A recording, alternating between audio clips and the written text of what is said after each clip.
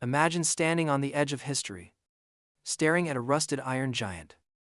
It's not much to look at a weathered hulk, scarred by time, forgotten by most. Yet this ship, the USS Canonicus, is about to remind us of a forgotten era. The year is 1907, and the Navy is unsure whether this old monitor can still carry the weight of its past. But what if I told you that this ship, once a symbol of the Civil War's brutal naval battles, would stand as the last of her kind, representing an entire generation of ironclads? You're about to walk with Canonicus as she drifts through time, from the battlefields of the Civil War to her final days at the 1907 Jamestown exhibition. Its story isn't just about survival. It's about transformation, war, and legacy. Hold tight, because this journey across decades is filled with cannon fire, daring missions, and the haunting sounds of a war that shaped the world. Ready to step back into the smoke and fire of history? Let's begin. The USS Canonicus was not much to look at by the time she made her way toward Hampton Roads in 1907. She was an old ironclad, long past her prime, with rust creeping along her hull, and the scars of years of hard service etched deep into her metal frame. Yet, she was also the last of her kind, the last surviving monitor from the American Civil War. And now, despite her worn-out appearance, she had been chosen to represent an era that had changed the course of naval warfare forever. The story of Canonicus didn't start in 1907. Of course, her history stretched back more than 40 years, to the early days of the Civil War. Back then, ironclads like the USS Monitor, the ship she was often compared to, were revolutionary. These armored warships could withstand enemy fire, and they were faster, stronger, and more effective than anything the world had seen before. The Monitor's famous battle against the Confederate ironclad CSS Virginia, in March of 1862, marked a turning point in naval history. A moment when wooden ships were replaced by the new power of iron. But Canonicus wasn't quite like the original Monitor. She was part of a newer generation of ships, built with lessons learned from previous battles. As the war dragged on, the Union Navy kept building more monitors, improving upon the designs, and adding new features that made them more powerful and more capable. Canonicus was one of these improved versions. She had a stronger engine, a bigger propeller, and two massive 15-inch guns that made her a force to be reckoned with in battle. In the summer of 1864, USS Canonicus was commissioned in Boston and quickly sent to Virginia to join the fight on the James River. Her first engagement was against Confederate earthworks, massive fortifications designed to protect the South's key positions. The Union Navy's strategy was simple: take out the Confederate defenses, clear the way for land forces, and help bring the war to a close. Canonicus was part of that effort, firing her heavy guns at the enemy from a distance of over 2,000 yards. Though the Monitors had a reputation for being tough, Canonicus quickly showed that she wasn't invincible. In her first battle, she took some damage, though it was light. The real surprise came during the second engagement, when one of Canonicus' own guns recoiled so forcefully that it caused more damage to the ship than the enemy's fire. Still, the Union Navy pushed on, knowing that each battle was one step closer to victory. In December of 1864, Canonicus took part in a mission to capture Fort Beauregard, a Confederate stronghold in Virginia.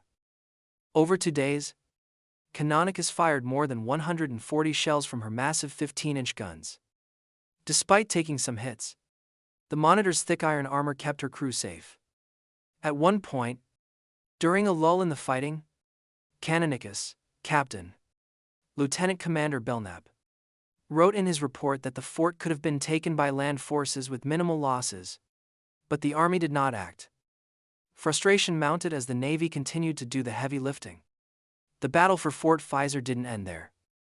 Canonicus returned in January of 1865, this time with reinforcements. The Confederate defenses had been reinforced with better trained gunners, making the second attack much more intense. The ship was struck many times during the 3-day bombardment, and several of her crew members were injured. But Canonicus didn't back down. The ship fired nearly 300 rounds during the assault, showing the kind of determination that had carried her through the worst of the war. It wasn't just her resilience in battle that earned Canonicus respect. It was her role in the larger picture. With Charleston, South Carolina, a major Confederate stronghold, finally on the brink of falling, the Canonicus played a part in closing the final chapter of the war in the South. In February of 1865, the Union Navy moved into Charleston Harbor, the cradle of secession. The Confederate defenders had long since fled, leaving the city in flames. Canonicus, now a symbol of the Union's dominance, moved through the harbor, signaling the inevitable end of the Confederacy. Despite the end of the war, Canonicus wasn't immediately retired. She continued to serve as part of the Navy's fleet in the years that followed, but her time in the spotlight was fading. By the time of the Spanish-American War in 1898, the monitors like Canonicus were no longer seen as useful in modern combat. Their old technology cast iron armor and muzzle-loading guns was no match for the newer, faster ships that dominated the seas. Still, the Navy saw some value in these old ships, especially for defensive roles and harbor protection. Canonicus was refitted and put back into service, but her days as a frontline warship were long gone. In the years that followed, the Canonicus was a shell of her former self. She spent time at ports, occasionally seeing brief service, but more often resting in the James River. In 1885, the Navy decided to store her at City Point, where she remained out of service for years.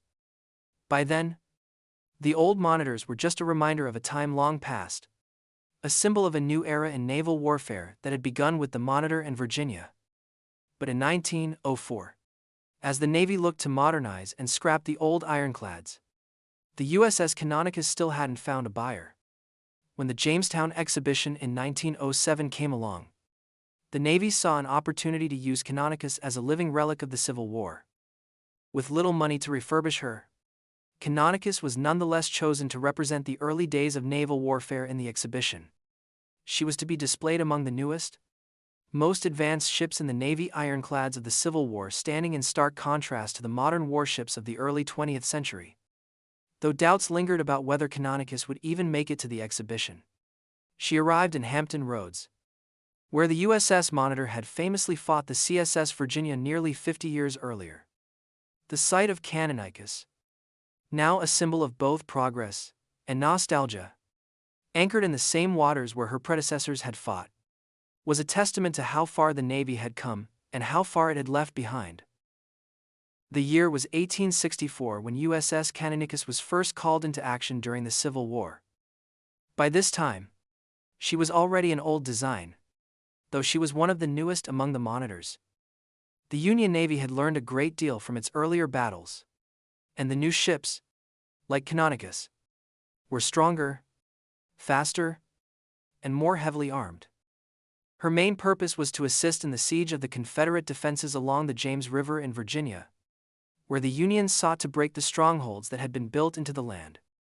The battle began in the early months of 1864, with Canonicus joining a large Union fleet.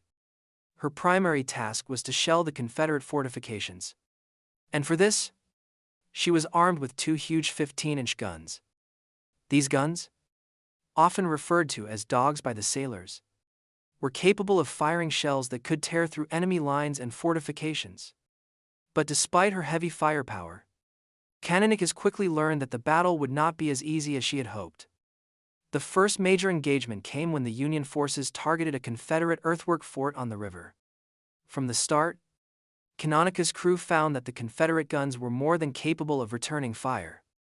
The thick, iron armor of the Monitor absorbed much of the impact, but the ship wasn't immune. Each time a shot hit her, the impact rattled the crew and shook the ship. The experience was terrifying. The smell of burning powder filled the air, and the sound of cannonballs striking the metal sides of Canonicus echoed through the ship. In her first engagement, Canonicus fired several rounds at the Confederate positions, but it wasn't just the enemy's fire that caused damage. The ship's own guns proved to be just as dangerous. One of Canonicus' 15-inch guns recoiled so violently after firing that it caused more damage to the ship than the Confederate fire did. This was a strange twist for the crew, who had hoped the new guns would be their greatest asset. Instead, they quickly realized that even the ship's own power could be a hazard. Despite the damage, the crew of Canonicus pressed on. Their goal was to break the Confederate defenses and clear the way for Union land forces to move in. The task was not easy. The Confederate positions were well fortified, and the soldiers defending them were highly skilled. But Canonicus' crew remained determined, firing their guns at the earthworks, hoping each shot would weaken the enemy's defenses. As the battle wore on, it became clear that the Confederates were not going to give up easily. The Monitor's crew, though tired and rattled by the constant fire, kept up the pressure.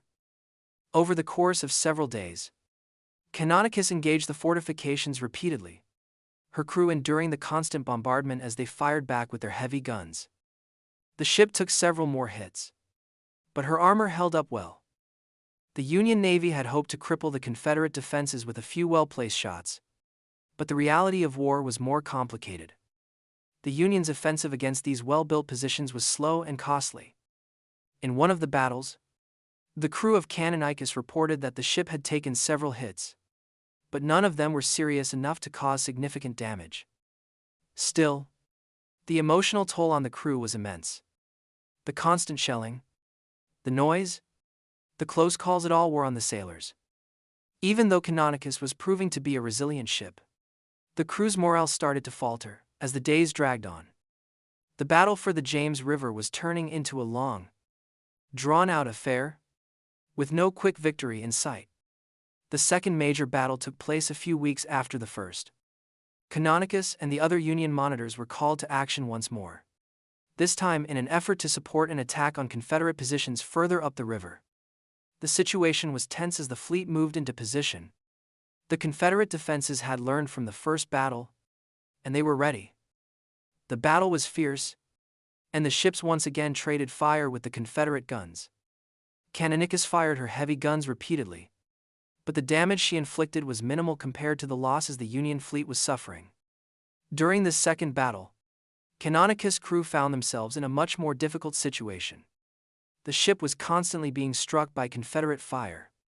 The Confederate gunners had become more accurate, and the shots were landing closer and closer to the ship. Canonicus' armor held up, but the ship's speed was beginning to suffer, and she was forced to take cover behind other ships in the fleet. The noise was deafening, and the crew struggled to keep up with the intense pace of battle. Despite these difficulties, Canonicus' resilience stood out. The ship took several hits but kept going, and the crew remained committed to their mission. Yet, as the battle wore on, it was clear that the Union's efforts were not as successful as they had hoped. The Confederate defenses held strong, and the Union Navy was forced to reconsider their approach. The first two battles on the James River showed that even the most advanced ships of the time couldn't guarantee a quick victory. By the end of the campaign on the James River, the Canonicus had proven her worth in battle. Though she had taken damage, the Monitor had survived, and her crew had learned valuable lessons about the ship's strengths and weaknesses. The battles also revealed the difficulties of naval combat, especially in an era when even the most advanced technology couldn't guarantee victory. The crew's perseverance in the face of relentless fire and damage was remarkable. Even when Canonicus' guns recoiled too harshly, or the ship was battered by Confederate shells, the men aboard never gave up. They understood that their mission was critical to the larger goal of breaking the Confederate defenses. And despite the hardships, the ship's survival through these battles ensured that Canonicus would be remembered as a vital part of the Union's naval efforts during the Civil War. As the battle for the James River continued, the Canonicus would be called into action again. But her time in the spotlight was far from over. Her next engagements would take her to new, even more challenging fronts, places where the true test of her design and the resolve of her crew would be put to the ultimate test. By the winter of 1864, USS Canonicus had already earned a reputation as a tough and reliable warship, but the real test of her mettle would come in December. The Union Navy had set its sights on a strategic Confederate stronghold, Fort Beauregard, located on the James River in Virginia. This was not just another skirmish. It was a crucial step in the Union's efforts to break through the South's defenses and bring the war to a close. For Canonicus, this would be her moment to prove her worth in one of the most intense battles of her career. The mission was clear. Canonicus, alongside other Union monitors, was to bombard Fort Pfizer from close range, breaking through its formidable earthworks and artillery positions. The Confederate fort was heavily defended, and the Union Navy knew that this battle would be a tough fight. But Canonicus was ready. With her two massive 15-inch guns, or dogs, she could deliver devastating firepower. However, she also faced an enemy that would not go down easily. The Confederate gunners had learned from past engagements and were now more skilled, more accurate, and more determined than ever. As Canonicus approached the fort on the morning of December 24th, the atmosphere was heavy with tension. The ship's crew prepared for what would be a long, grueling engagement. The plan was to get as close as possible to the fort, firing from a distance of just 800 yards. This was risky at such a close range. The Confederates would have a much better chance of hitting their target. But the Union Navy was determined. They needed to break the fort's defenses and push the Confederates back. The first round fired from Canonicus struck the fort with a loud explosion. The sound echoed across the river, signaling the start of the bombardment. Over the next 2 days, Canonicus fired nearly 144 shells and shrapnel at Fort Pfizer. The ship's massive guns rocked with each shot, sending massive shells hurtling toward the Confederate positions. The crew worked tirelessly, loading and firing the guns, while the ship's iron armor protected them from the enemy's return fire. Despite the constant barrage from Canonicus, the Confederate soldiers in the fort held firm. They returned fire with their own guns, and the air was filled with the sounds of cannon shots and explosions. Canonicus' armor held up well, but the ship was not invincible. The Confederate fire grew more accurate, and several shots struck the ship's sides. The ship rocked with each hit, but her sturdy construction allowed her to endure the punishment. The greatest danger came from one of Canonicus' own guns. During the battle, one of the 15-inch guns recoiled so violently after firing that it caused damage to the ship itself. The impact was jarring, and the crew felt the shockwave ripple through the deck. The powerful guns were a double-edged sword capable of delivering devastating damage to the enemy, but also dangerous to the ship's own crew and structure. As the battle dragged on, the Union Navy's frustration began to grow. The Confederates, though under heavy fire, were not breaking as quickly as anticipated. The fort's defenses were proving to be tougher than expected. Canonicus and the other monitors had been brought to the edge, their crews pushing to the limit. Yet, despite the ongoing bombardment, it seemed that the fort was holding strong. After 2 full days of shelling, Canonicus' captain, Lieutenant Commander Belknap, reported that the ship had been struck several times but had sustained minimal damage. Remarkably, none of the crew had been seriously injured. This was a testament to the durability of the ship and the effectiveness of her armor. However, Belknap also expressed frustration. In his report, he mentioned that, had the Union Army pressed the attack, the fort could have been captured with very little loss. The Navy had done its part, but the land forces had not moved as quickly as they should have. This was a recurring theme throughout the Civil War. The coordination between the Navy and the Army was often less than ideal, and missed opportunities for victory were common. The second day of the battle, December 25th, was more of the same. Canonicus fired round after round at Fort Pfizer, but the Confederate defenders remained resilient. The fort's artillery continued to strike the Monitor, though most of the hits did not cause significant damage. The crew of Canonicus, exhausted and shaken by the constant bombardment, pushed on, knowing that their role was critical. The ship's guns roared in defiance, each shot a testament to the power of the Union Navy. By the end of the engagement, Canonicus had fired nearly 300 rounds at Fort Pfizer, with the ship sustaining just 4 hits in return. The damage to the Monitor was light, and none of the crew had been seriously injured. But the battle had been far from easy. The crew of Canonicus had endured 2 long days of constant fire and pressure, and while they had inflicted damage on the fort, they had not yet broken through. The frustration among the crew and officers was palpable. While they had done their part, the Union Army had not followed through. Lieutenant Commander Belknap's report expressed this frustration, noting that the fort might have been captured if the Army had pressed their attack. The Navy had done all it could, but it was clear that the outcome of the battle would depend on the actions of the land forces. The battle for Fort Pfizer was a turning point for Canonicus. While the ship had proven her strength and resilience, the frustrations of war were evident. The monitors, though powerful, were limited by the slow pace of the land forces and the difficulty of coordinating between the Army and Navy. But for the crew of Canonicus, there was little time for reflection.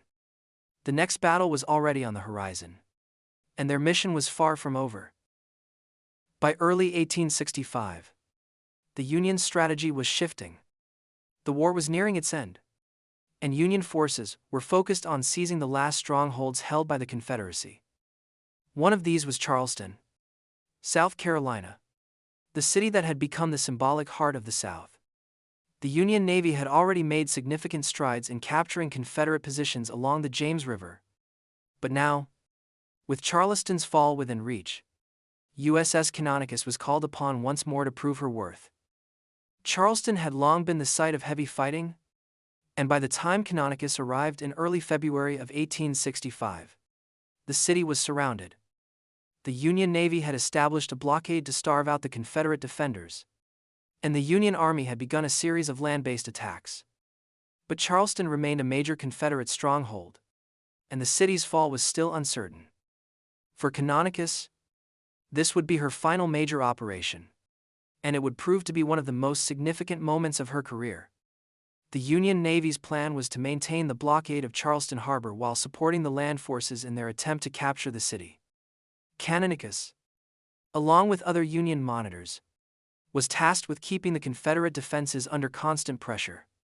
The monitors would provide bombardment support, shelling Confederate positions from the sea, while the Army made its move on land. The challenge was not only the strength of the Confederate defenses, but the fierce determination of the men who fought to hold Charleston.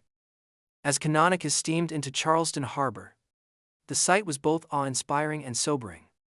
The city, which had once been a symbol of the Confederacy, was now a battlefield in the final stages of the war.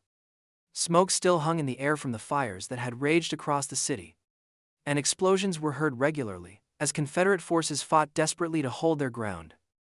For the crew of Canonicus, the mood was tense.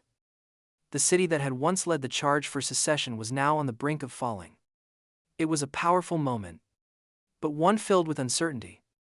Canonicus' role was to shell Confederate positions along the harbor and the surrounding land. The ship's 2 massive 15-inch guns would be used to batter Confederate fortifications from a distance, while the crew worked tirelessly to keep the ship in position and maintain a steady rate of fire. The ship's crew was well trained, having fought through many battles, but this was different. Charleston was the heart of the South, and capturing it would signify the end of the Confederacy. There was a sense of finality to this mission, and the crew felt the weight of the responsibility. The bombardment began in earnest on the evening of February 17, 1865. The Confederate forces, who had been holding out for so long, responded fiercely to the Union fire.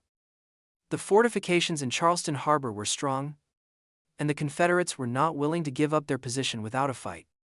The crews of Canonicus and the other monitors worked under heavy fire, their guns booming as they targeted Confederate artillery positions and fortifications.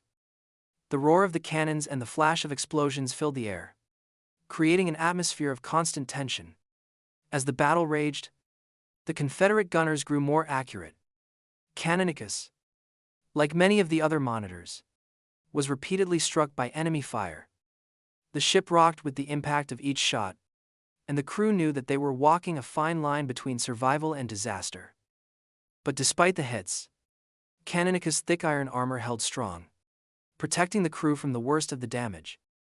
The ship's design, though outdated by modern standards, was still remarkably effective at absorbing enemy fire. The battle continued through the night and into the early hours of the morning. Canonicus guns thundered across the harbor, firing shell after shell at the Confederate defenses. Each shot from her massive guns sent a powerful shock wave through the ship. But the crew remained focused. The constant shelling took its toll on both the ship and the men aboard. But there was no time for rest. The Union Navy knew that this battle was crucial to bringing the war to a close, and every moment counted. By the time the battle came to an end, the Confederate defenses were significantly weakened. Though Charleston had not yet fallen, Canonicus had played her part, but the victory was not yet certain. As the Union Navy continued to apply pressure on the Confederate forces, the land forces advanced, pushing further into the city. For the crew of Canonicus, the battle was a testament to their resilience and determination. Despite the heavy fire and the constant threat of damage, they had continued their mission without hesitation. The Union Navy's efforts, aided by the relentless pressure from Canonicus and the other monitors, eventually led to the fall of Charleston. The Confederate defenders, exhausted and outnumbered, were forced to abandon the city. The Union flag was raised over Charleston, marking a significant victory in the war. For Canonicus, this was a moment of triumph. The ship had once again proven her worth in battle, helping secure a key victory that brought the Union one step closer to winning the war. But the victory was bittersweet. Canonicus had been part of the final push to end the war, but her time in battle was nearly over. The ship had fought through the harshest conditions, and now, with Charleston finally in Union hands, there was little left for her to do. The war was winding down, and Canonicus, though a symbol of the Union's naval strength, was no longer needed on the front lines. As the Union forces moved to secure the rest of the South, Canonicus' role in the war came to an end. The ship had been through so much, and though she had served with distinction, her time as a frontline warship was coming to a close. The battle for Charleston marked the final chapter of Canonicus' wartime service. She had helped bring the Confederacy to its knees, and in doing so, had cemented her place in history as one of the last great symbols of the Union Navy's strength. In the spring of 1865, even though the Confederacy was on the brink of collapse, the Union Navy was still in pursuit of one final threat, the Confederate ironclad, CSS Stonewall. The ship was an imposing figure, built with advanced technology and the potential to turn the tide in the waning days of the war. For the crew of USS Canonicus, this mission would take them out of familiar waters and into a final, dangerous chase. It would be a race against time, and the Canonicus would face more challenges than ever before. On May 16, 1865, Rear Admiral Godin was given orders to find and capture or destroy the CSS Stonewall, a powerful Confederate ironclad that had slipped past the Union blockade. The Stonewall was believed to be in the waters of Havana, Cuba, after leaving Nassau on May 13. With the war winding down, the Navy felt that the Stonewall could no longer be allowed to threaten Union ships, and so a small task force was formed to pursue her. Canonicus was one of the ships chosen for this mission. The journey to Havana was long and difficult. Even with two ships towing her, Canonicus struggled to maintain any speed. The Monitor's engines, while reliable, were not built for long-range travel or speed. As the ship was towed through the seas, her crew worked tirelessly to keep her on course. The ship could barely manage 7 knots, making the journey slower than expected. The crew, exhausted from the journey and aware of the importance of their mission, pushed on. When the task force arrived in Havana on May 22, they found that the CSS Stonewall was indeed in port. The arrival of the monitors marked the beginning of a tense standoff. The USS Connecticut had been stationed at Havana since May 16, and her captain, Charles Bogg, had already sent a message to Captain Thomas Page of the Stonewall. The message made it clear that with the war nearly over, it would be in the best interest of the Confederates to surrender rather than continue their efforts. Despite the message, Captain Page of the Stonewall refused the offer. He was determined to hold out, despite the overwhelming odds. With the arrival of Canonicus and the other Union monitors, The situation quickly escalated. The Confederates now faced not only the Connecticut, but also two heavily armed monitors, and the odds of escape were growing slimmer. The sight of these formidable ships, each a relic of the Civil War, now stationed off Havana, symbolized the final days of the Confederacy. The Stonewall, which had once been the hope of the South, was now cornered. The irony of the situation wasn't lost on anyone. The very ironclads that had once fought on opposite sides in the Civil War were now facing each other in a tense, final showdown. The real challenge, however, came in the form of the Stonewall's powerful guns. The monitors were formidable, but the Stonewall was not to be underestimated. The Confederate ironclad had been designed to withstand much of the fire from Union ships, and her powerful artillery could potentially inflict heavy damage. Even so, Canonicus and the other Union ships were confident that they could handle the Stonewall if it came to a fight. But the battle that everyone feared never happened. On May 30th, 1865, after days of tense waiting, Captain Page of the Stonewall finally agreed to surrender. The decision was made easier by the realization that there was no escape.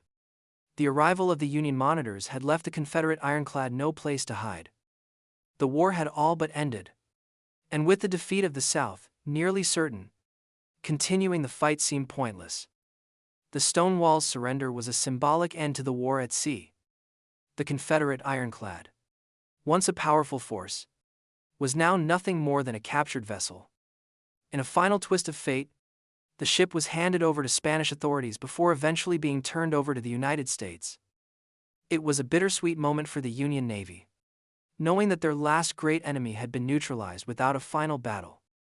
For the crew of Canonicus, the mission had been long and arduous, but it ended with a whimper rather than a bang. For Canonicus, this was her last major mission. The pursuit of the Stonewall had taken the old ironclad to unfamiliar waters and tested her limits. The ship had struggled through the journey, her engines working overtime to keep pace, but in the end, the mission had been a success. Canonicus had proven herself once again, not through a dramatic battle, but through her role in securing a victory that would end the war. But even as the ship sailed back to port, her future was uncertain. The war was over, and the need for ironclads like Canonicus was quickly fading. The world of naval warfare had changed, and with it, the role of ships like Canonicus. The once proud Monitor, which had played such an important role in the Civil War, was now on the verge of retirement. Her time as a warrior was nearly at an end, and though her crew had given their all, there was little left for Canonicus to do in the new world that was emerging after the war. As the Union Navy turned its focus to peacetime operations and the rebuilding of the country, Canonicus was left to rest. The ship had seen the end of the war, and with it, the end of her active service. She had done her part and more, surviving battles and missions that few others could have withstood. But now, like many of the ships from the Civil War, she was being pushed aside in favor of more modern vessels. Her story, however, would live on as a reminder of the ironclads that had once reshaped naval warfare and helped bring the Civil War to its end. By the summer of 1865, the war that had consumed the nation for so long was drawing to a close. The Confederate States were defeated, and the Union had won. For USS Canonicus, this victory marked the end of her role in the war, but her journey was far from over. While the monitors, including Canonicus, had played a crucial part in the war, their time as active warships was coming to an end. The world of naval warfare had changed forever, and the old ironclads that had once been symbols of power were now relics of the past. In the years that followed the war, Canonicus was assigned to less demanding tasks. She was used for a time in coastal defense duties, but by the 1870s, her once proud hull was showing the effects of years of hard service. The ship was increasingly seen as outdated, her technology surpassed by newer, faster, and more powerful vessels. Despite this, she continued to serve in the Navy, spending much of her time stationed at various ports, primarily in New Orleans, where she was one of the few surviving monitors from the Civil War. In 1874, Canonicus was part of a larger squadron sent to Florida in response to the Virginius Affair, a diplomatic crisis involving the United States and Great Britain. Despite the tension, the monitors, including Canonicus, were largely unused in combat, their role now limited to being part of the Navy's presence rather than active participants in battle. The monitors, though symbolic of past naval victories, were no longer practical for modern warfare. By 1879, Canonicus was decommissioned and stored in Pensacola, Florida, after a long and storied career. The Navy recognized that she needed significant repairs, including new boilers, before she could be brought back into active service. Yet, by the time Canonicus was ready for her next phase, the world had moved on. The Navy no longer needed ships like Canonicus. Her armor and her slow speed made her unsuitable for the modern, fast-paced warfare that was becoming the norm. In the years that followed, Canonicus was one of several old monitors stored on the James River at City Point. The monitors had become symbols of a bygone era, relics of a time when ironclads had represented the height of naval innovation. While the newer generation of ships sailed on to make history, the old monitors were left behind, gathering dust and waiting for an uncertain future. By the time the Spanish-American War broke out in 1898, the Navy had a new set of priorities. The need for older ships, like Canonicus, had become limited. Though the Navy briefly considered using the monitors for harbor defense duties, their outdated technology made them ill-suited for the modern battlefields of the late 19th century. The Navy's focus had shifted to faster, more powerful ships, and the ironclads that had once been at the forefront of naval combat were no longer needed. In 1904, with the old monitors becoming increasingly obsolete, the Navy decided to sell the last remaining vessels for scrap. Canonicus was one of the last to be offered for sale. However, unlike the other monitors, she failed to find a buyer. Her age, her condition, and the high cost of refurbishment meant that no one was interested in acquiring her. As the years passed, it seemed that Canonicus' fate was sealed. She had outlived her usefulness, and the Navy had little interest in keeping her around. Despite her uncertain future, Canonicus was not immediately scrapped. In 1905, as plans for the Jamestown exhibition of 1907 began to take shape, the Navy received a request to display the old monitor as part of the exhibition. The idea was to showcase the historical significance of the ironclads, particularly the Monitor, which had famously fought the CSS Virginia in the Battle of Hampton Roads. The Navy, though reluctant to spend money on restoring the old ship, decided to send Canonicus to the exhibition. In the summer of 1907, Canonicus was anchored off the shores of Hampton Roads, not far from where the original USS Monitor had once fought. Surrounded by the newest, most modern ships in the Navy, Canonicus was a living testament to a past era. The exhibition was a celebration of naval history, and the old Monitor, though worn and weathered, was a fitting symbol of the technological advances that had taken place over the years. For many visitors, seeing Canonicus in person was a chance to connect with the past, to witness firsthand the ships that had once shaped the course of the Civil War. However, Canonicus' time at the Jamestown exhibition was short-lived. After the exhibition ended in late 1907, the Navy once again offered the old Monitor for sale as scrap. In April of 1908, the final chapter of Canonicus' story was written. The once proud ironclad, which had survived the deadliest naval battles of the Civil War, was finally sold and sent to the scrapyard. Her legacy, though, would live on. Canonicus had served as a symbol of the Navy's strength, a reminder of the power of the ironclads that had revolutionized naval warfare. The story of USS Canonicus, the last surviving Civil War monitor, is one of survival, transformation, and legacy. From her first battles on the James River to her final years as a relic of the past, Canonicus' journey mirrors the history of the Civil War itself, a time of great change, innovation, and sacrifice. though her service ended quietly. The impact of Canonicus and her sister ships on the world of naval warfare was undeniable.